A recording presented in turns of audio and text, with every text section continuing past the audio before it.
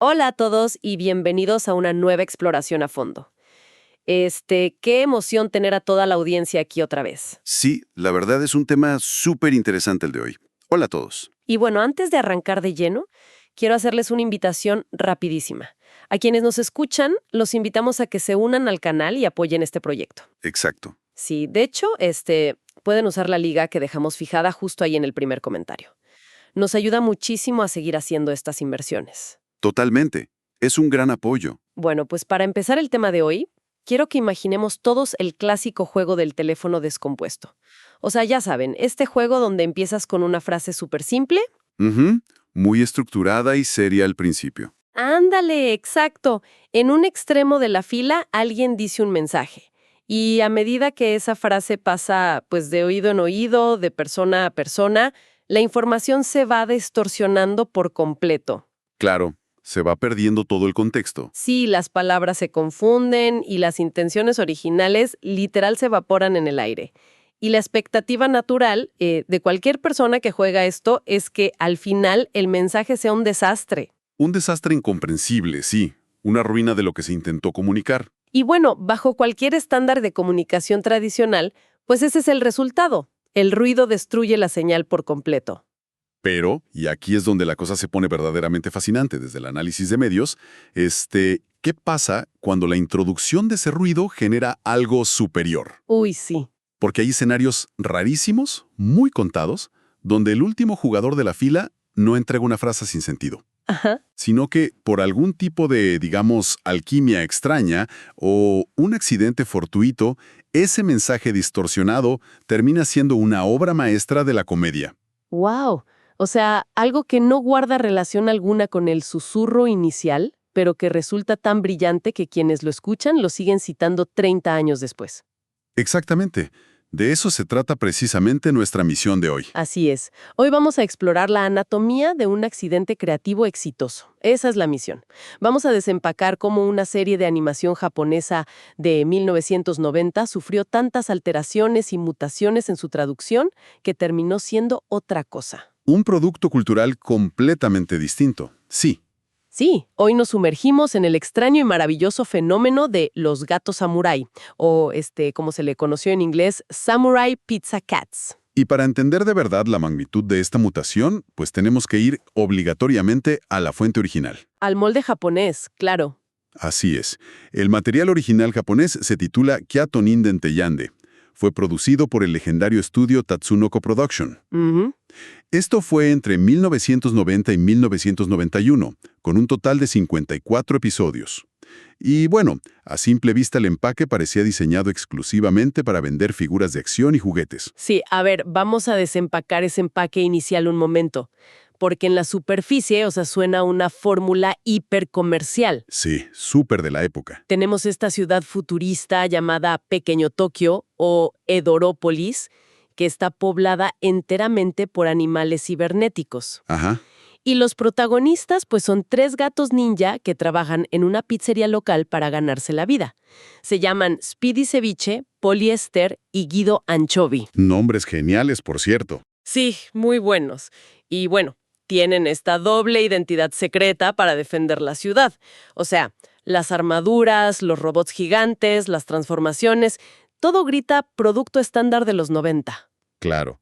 Pero el truco está en que la superficie engaña por completo. Ah, ¿sí? Sí, al revisar los documentos de producción y los guiones originales de Tatsunoko, queda clarísimo que no estaban haciendo una simple caricatura de acción. Espera. Kyato Ninden Teyande era en el fondo una sátira política bastante afilada. A ver, me cuesta trabajo visualizar esto. ¿Estamos hablando de gatos robóticos que reparten pizza? Sí, O sea, ¿cómo logras insertar una crítica a la corrupción institucional o al sistema político en un formato que, pues visualmente, parece diseñado para niños de 7 años? es que suena que estaban jugando con fuego narrativo, ¿no? Pones.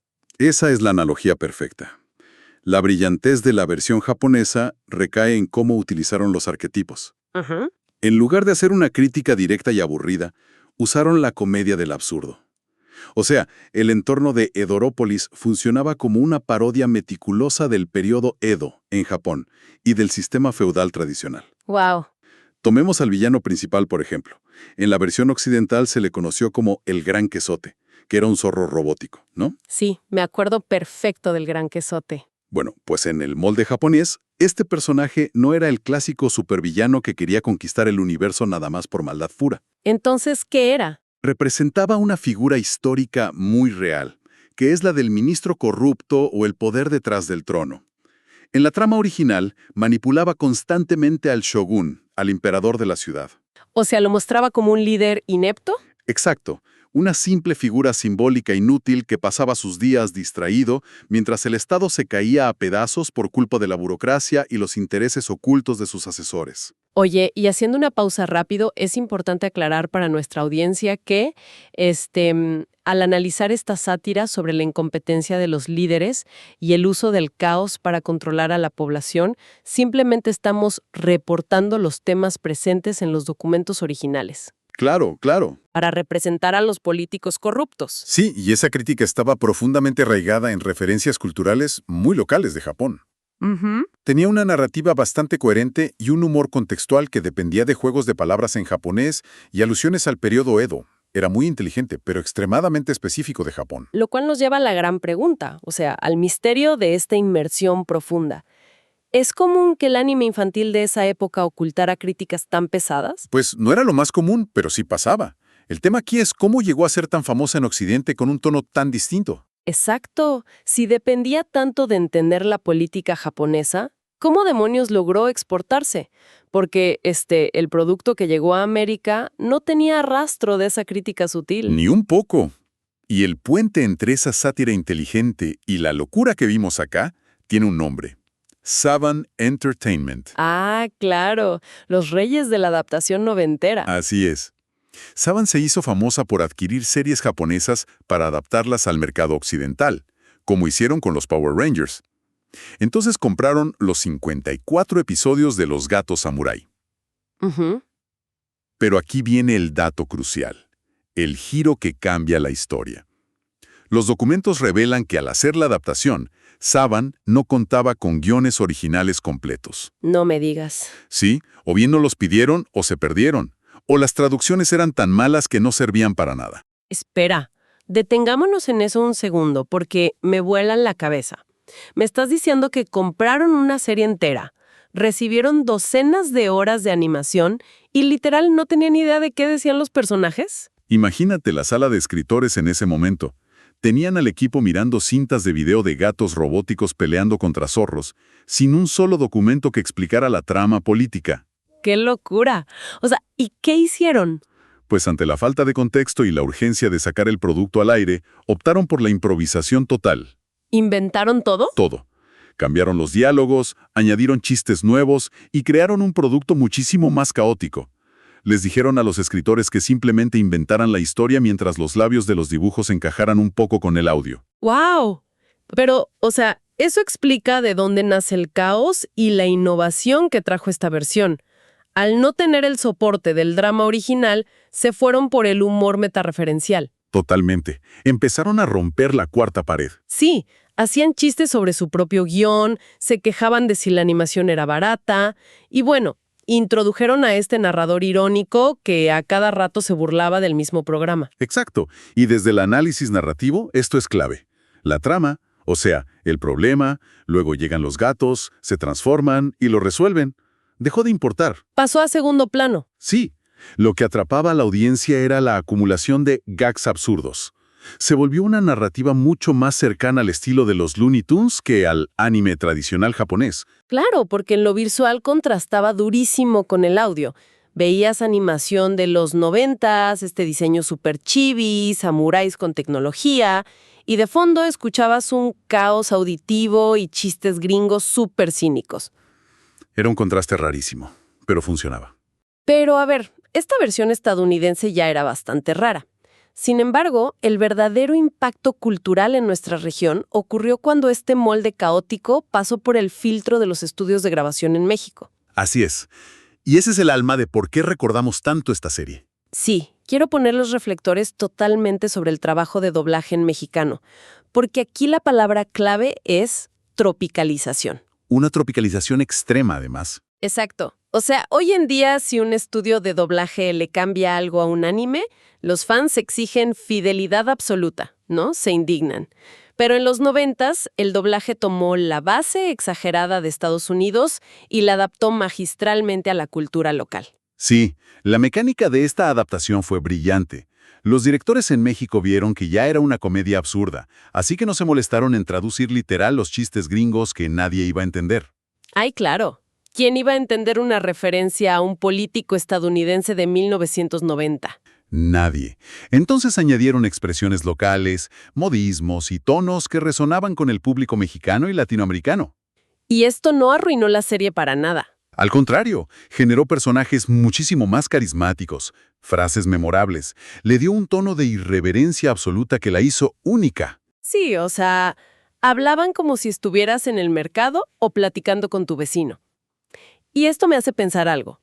Normalmente un fan del anime se indignaría si le cambian la historia original. Pero aquí el doblaje se convirtió literal en el 100% de la identidad de la serie. Entonces te pregunto, ¿es este caso la prueba definitiva de que a veces una, entre comillas, mala traducción puede crear una mejor obra de entretenimiento local? Yo creo que sí, definitivamente. Es un caso de estudio mediático fascinante.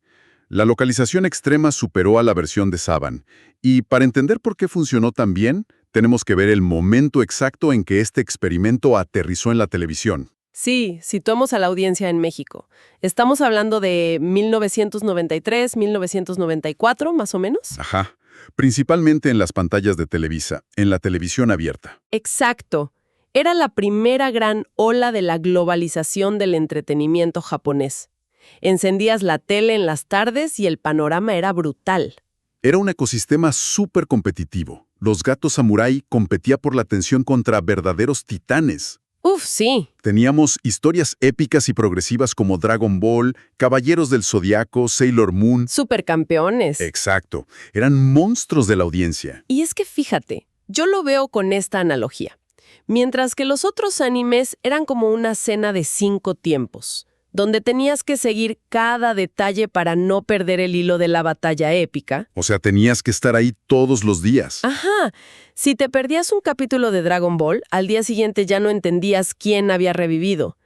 Pero los gatos samurái eran como comer pizza rápida y deliciosa. Qué buena comparación, ¿sí? Eran episodios independientes, ligeros y absurdos. Podías ver el capítulo 20 sin haber visto el 3 y te reías igual. Y ese es justamente su legado. Esa ligereza la hizo inmensamente accesible. Aunque no alcanzó el nivel masivo de dominio global de un Dragon Ball, vendiendo millones de juguetes, se consolidó sólidamente. Como una serie de culto. Una serie de culto intocable para todos los que crecieron en los 90s. Fue una de las puertas de entrada más importantes y creativas al anime en Latinoamérica. Totalmente. Pues haciendo un pequeño resumen de todo esto, Samurai Pizza Cats o Los Gatos Samurai no pasará a la historia por su profundidad narrativa, ¿verdad? Definitivamente no. Ni por el desarrollo de sus personajes. Pasará a la historia por ser un verdadero milagro de la improvisación.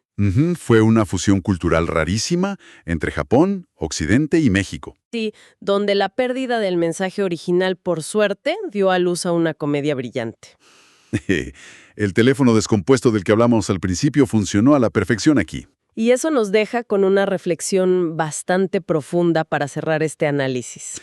A ver, cuéntanos. Consideremos cuánta de la nostalgia que sentimos hoy por los programas de nuestra infancia está construida en realidad sobre errores de traducción o libertades creativas de un estudio de doblaje. Uy, me encanta esa idea. Sí, o sea, si la versión que amamos de un producto extranjero no tiene absolutamente nada que ver con lo que su creador original imaginó allá en Japón, Ajá. ¿lo hace eso menos auténtico?